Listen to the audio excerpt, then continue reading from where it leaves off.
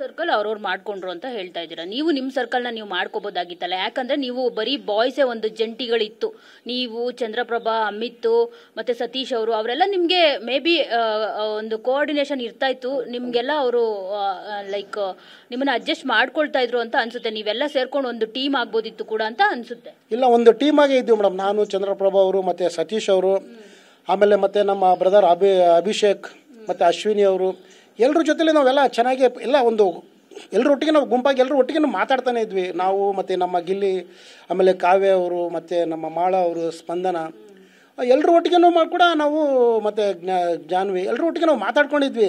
ಇಲ್ಲಿ ವಿಷಯ ಏನಂದರೆ, ಈಗ ಎಲಿಮಿನೇಷನ್ ಅಂತಂದು ನಾಮಿನೇಷನ್ ಅಂತಂದು ಬಂದಾಗ ಅವ್ರನ್ನವರು ಸೇವ್ ಮಾಡ್ಕೊಳ್ಳೋದಕ್ಕೆ ಯಾರು ಸ್ವಲ್ಪ ವೀಕ್ ಇದ್ದಾರೋ ಅವ್ರನ್ನ ಅಲ್ಲಿ ಅದು ಒಂದು ನಾಮಿನೇಷನ್ ಮಾಡೋ ಥರದ್ದು ಆಯ್ತೇ ಹೊರ್ತು ನಾವು ಮಾತಾಡಿಲ್ಲ, ಏನೂ ಮಾಡಿಲ್ಲ ಅನ್ನೋದು ಅದು ಇದಾಗುತ್ತೆ. ಯಾಕಂದರೆ ನಾನು ಒಬ್ಬ ಮನುಷ್ಯ, ನನಗೂ ದೇವ್ರು ಬಾಯಿ ಕೊಟ್ಟಿದ್ದೇನೆ. ಈಗ ಮಾತಾಡೋದಕ್ಕೆ ಏನೋ ಮೈಕೇ ಬೇಕಾಗಿಲ್ಲ. ಇವತ್ತು ನಾನು ಬಾಡಿ ಬಿಲ್ಡಿಂಗ್ ಮಾಡಿದ್ದೀನಿ, ಅದು ಬೇರೆ ಇನ್ನೇನು ಮಾಡಿದ್ದೀವಿ ಅಂತಂದರೆ ಮೈಕ್ ಇಟ್ಕೊಂಡೆ ಯಾವುದನ್ನು ಮಾಡಿಲ್ಲ. ಕೆಲವೊಂದು ಸಂದರ್ಭಗಳಲ್ಲಿ ನಾವು ಹೇಳಬೇಕಾಗುತ್ತೆ. ಈಗ ನಿಮ್ಮ ಹತ್ರ ಮಾತಾಡ್ತಾ ಇದ್ದೀನಿ, 24 ಗಂಟೆ ನಿಮ್ಮ ಹತ್ರ ಮಾತಾಡೋಕ್ಕಾಗಲ್ಲ. ಯಾಕಂದರೆ ನೀವು ಅವಶ್ಯಕತೆ ಇದ್ದಾಗ ನಿಮ್ಮ ಹತ್ರ ನಾನು ಏನು ಹೇಳಬೇಕು ಅದನ್ನು ಹೇಳಿ ಬಿಡಬೇಕು. ಸರ್, ಈಗ ಅಮಿತ್ ಅವ್ರನ್ನ ನಿಮಗೆ ಜಂಟಿಯಾಗಿ ಕಳಿಸಿದ್ದು ನಿಮಗೆ ಪ್ಲಸ್ ಆಯ್ತಾ ಮೈನಸ್ ಆಯ್ತಾ ಅಂತ? ಇಲ್ಲ ಮೇಡಮ್, ನನಗೆ ಅದು ಹೇಳೋದಕ್ಕಿಂತ ನಾನು ಅವಾಗಲೇ ಹೇಳಿದೆ, ಅವ್ರ ವ್ಯಕ್ತಿತ್ವ ನನ್ನ ವ್ಯಕ್ತಿತ್ವ ಇಬ್ಬರದು ಬೇರೆ ಆಗಿತ್ತು. ಬಟ್ ಮೋಸ್ಟ್ಲಿ ಇದ್ರೂ ಇರ್ಬೋದು. ಯಾಕಂದರೆ ನಾನು ಸಿಂಗಲ್ ಸಿಂಹ, ನಾನು ಒಂಥರ ಒಂಟಿಯಾಗಿ ಯುದ್ಧ ಮಾಡೋಕ್ಕಂತ ಬಂದಿದ್ದು. ಇಲ್ಲಿ ಏನಾಯಿತು, ಪ್ಲಸ್ ಆಯಿತು ಮೈನಸ್ ಆಯಿತು, ಅದು ನೋಡ್ತಕ್ಕಂಥ ಕರ್ನಾಟಕ ಜನತೆಗೆ ಗೊತ್ತು, ಯಾರು ವೀಕು ಯಾರು ಸ್ಟ್ರಾಂಗು. ಯಾಕಂದರೆ ಅವ್ರೂ ಒಳ್ಳೆ ಪರ್ಫಾರ್ಮರ್, ಅವರು ಕೂಡ ಒಳ್ಳೆ ಗೆಲ್ಲಬೇಕಂತಂದೇ ಬಂದಿರೋರು. ಇಬ್ಬರೂ ಕೂಡ ಚೆನ್ನಾಗೇ ನಾವು ಆಟ ಆಡ್ತಾಯಿದ್ವಿ, ಇಬ್ಬರು ಸ್ಟ್ರಾಂಗ್ ಕಂಟೆಂಟೇ. ಎಲ್ಲೋ ಒಂದು ಕಡೆಗೆ ನಾವು ಇಬ್ಬರು ಬಾಯ್ಸ್ ಆಗಿರೋದ್ರಿಂದ ಎಲ್ಲರೂ ಒಟ್ಟಿಗೆ ನಾವು ಮಾತಾಡ್ತಾ ಇದ್ರೂ ಕೂಡ ಇವ್ರು ನಮ್ಮ ಒಟ್ಟಿಗೆ ಮಾತಾಡ್ತಾ ಇಲ್ಲ ಅಂತೇಳ್ಬಿಟ್ಟು ಫಸ್ಟ್ ನಮ್ಮನ್ನು ನಾಮಿನೇಷನ್ ಮಾಡಿದಾಗೆ ನಮಗೆ ಅಲ್ಲಿ ಈಗ ನೀವೊಂದು ಮನೆಗೆ ಒಂದು ಸೊಸೆಯಾಗಿ ಒಂದು ಮನೆಗೆ ಹೋಗಿದ ತಕ್ಷಣ ನಿಮಗೆ ಅತ್ತೆ ಮಾವ ನಿಮಗೆ ನಮ್ಮ ನೋಡಿದ ತಕ್ಷಣ ನೀನು ಒಂದು ಗೌರವನೇ ಕೊಟ್ಟಿಲ್ಲ, ನೀನು ಮಾತಾಡ್ಸಿಲ್ಲ ಅನ್ನೋದನ್ನು ನೋಡಿದ ತಕ್ಷಣ ಅದು ಎಷ್ಟರ ಮಟ್ಟಿಗೆ ಸರಿನೋ. ಇದು ಕೂಡ ಪರಿಸ್ಥಿತಿ ಹಂಗೈತೆ. ಎಲ್ಲರೂ ಮಾತಾಡ್ಸಿದ್ದೀವಿ, ಎಲ್ಲರೂ ನಾವು ಕನೆಕ್ಟ್ ಆಗಿದ್ದೀವಿ. ಸೊ ಅದರಿಂದ ನಾವು ಬೇಗನೆ ನಾಮಿನೇಷನ್ ಆದ್ವಿ. ಬೇಗ ನಾಮಿನೇಷನ್ ಆದ ತಕ್ಷಣ ನಮಗೆ ಮೈಂಡ್ ಸೆಟ್ ನಮಗೆ ಬೇರೆ ಆಗೋಯ್ತು ಮೇಡಮ್.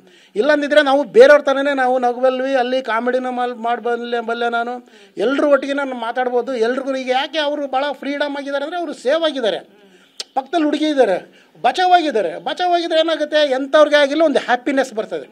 ಈಗ ನಾನು ಕೂಡ ಅಲ್ಲಿ ಸ್ವಲ್ಪ ಹೋದ ತಕ್ಷಣ ಮುಖ ಸೊಪ್ಪೆ ಹಾಕೊಂಡಿದ್ದೆ. ಯಾಕಂದರೆ ಬಂದ ತಕ್ಷಣ ನಮಗೆ ನಾಮಿನೇಷನ್ ಮಾಡಿಬಿಟ್ರಲ್ಲಪ್ಪ ಇವರು, ಹೆಂಗೆ ಇವ್ರು ನಾನು ಇದು ಮಾಡೋದು ಅಂತ ಹೇಳ್ಬಿಟ್ಟು. ಪರಿಸ್ಥಿತಿ ಹೆಂಗಿತ್ತಂದರೆ, ಎಲ್ಲ ಊರಲ್ಲಿರ್ತಕ್ಕಂಥ ಒಂದೊಂದು ಪ್ರಾಣಿಗಳನ್ನ ತಂದು ಒಳಗಡೆ ಕೂಡಾಕಿ ಅಲ್ಲಿ ಬಿಟ್ಟಂಥ ಪರಿಸ್ಥಿತಿ ಇತ್ತು. ನಾನು ದಾವಣಗೆರೆ ಟೈಗರ್ ಆಗಿದ್ರು ಕೂಡ ನಾನು ಒಬ್ಬ ವ್ಯಕ್ತಿ, ಒಬ್ಬ ಮನಸ್ಸು ಒಂದು ಹೃದಯವಂತಿಕೆ ಇರ್ತಕ್ಕಂಥ ನನ್ನ ವ್ಯಕ್ತಿತ್ವ ಪ್ರದರ್ಶನ ಮಾಡೋಕ್ಕೆ ಅಂತ ಬಂದಿದ್ದೆ ಹೊರತು ಅಲ್ಲಿ ಇನ್ನು ಯಾವುದೇ ಥರದ್ದು ಏನು ಇದಿಲ್ಲ ಮೇಡಮ್. ಎಕ್ಸ್ಪೆಕ್ಟ್ ಮಾಡಿದ್ರ ಈ ತರ ಇರುತ್ತೆ ಅಂತ ಹೇಳ್ಬಿಟ್ಟು ಬಿಗ್ ಬಾಸ್ನ? ಅದರ್ವೈಸ್ ಈಸಿ ಮಾಡ್ಬಿಡ್ಬೋದು, ಗೆಲ್ಬಿಡ್ಬೋದು ಅಂತ ಹೋಗಿದ್ದ, ಹೇಗೆ ಸರ್? ಇಲ್ಲ, ಗೆಲ್ಬಿಡ್ಬೋದು ಅಂತಂದು ಹೋಗಿದ್ದೆ ಮೇಡಮ್. ಯಾಕಂದರೆ ನಾವು ಈಗ ಗೆಲ್ಲೋರಿಗೆ ಫಸ್ಟು ಸೋಲು ಒಪ್ಕೊಳ್ಳಂಗಿದ್ರೆ ಮಾತ್ರ ನೀವು ಗೆಲ್ಲಕ್ಕಾಗುತ್ತೆ. ಯಾಕಂದರೆ ನೀವು ಸೋಲು ಒಪ್ಕೊಂಡಿಲ್ಲ ಅಂದರೆ ಗೆಲ್ಲೋದಕ್ಕೆ ಆಗೋದೇ ಇಲ್ಲ. ಈಗ ನಾನು ಸೋಲು ಅನ್ನೋದಿಲ್ಲ, ಇದು ನನ್ನ ಗೆಲುವು.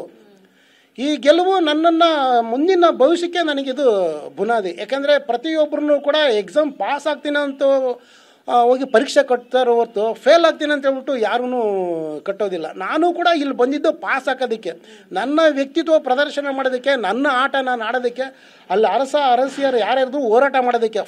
ಫಸ್ಟ್ ನನಗಿದಾಗಿದ್ದು ಈ ಒಂಟಿ ಜಂಟಿ ಮಾಡಿರೋದ್ರಿಂದ ಸ್ವಲ್ಪ ನನ್ನ ಜಂಟಿ ಆಯ್ಕೆ ಮಾಡ್ಕೊಳ್ಳೋದು ಎಲ್ಲೋ ಒಂದು ಕಡೆಗೆ ನನಗೆ ಹಿನ್ನಡೆ ಆಯಿತು. ಯಾಕಂದರೆ ಇದು ಸೀಸನ್ 12 ಇದು ಒಂದು ಜಂಟಿಯಿಂದ ಆಗಿರೋದ್ರಿಂದ ಇದು ಕೂಡ ನನಗೆ ಹೊಡ್ತಾ ಬಿತ್ತು ಅಂತ ಹೇಳ್ತೀನಿ ಮೇಡಮ್. ಸರ್, ಸುದೀಪ್ ಸರ್ ಹೇಳ್ತಾರೆ ನಿಮಗೆ ಜಂಟಿ ಕೊಟ್ಟಿರೋದು ಒಂಟಿಗಿಂತ ಸ್ಟ್ರಾಂಗೆಸ್ಟ್ ನೀವು ಅಂತ ಹೇಳ್ಬಿಟ್ಟು, ನೀವು ಯಾಕೆ ಅದನ್ನ ಸ್ಟ್ರಾಂಗ್ ಮಾಡ್ಕೊಂಡ್ಲಿಲ್ಲ ಅಂತ ಹೇಳ್ಬಿಟ್ಟು?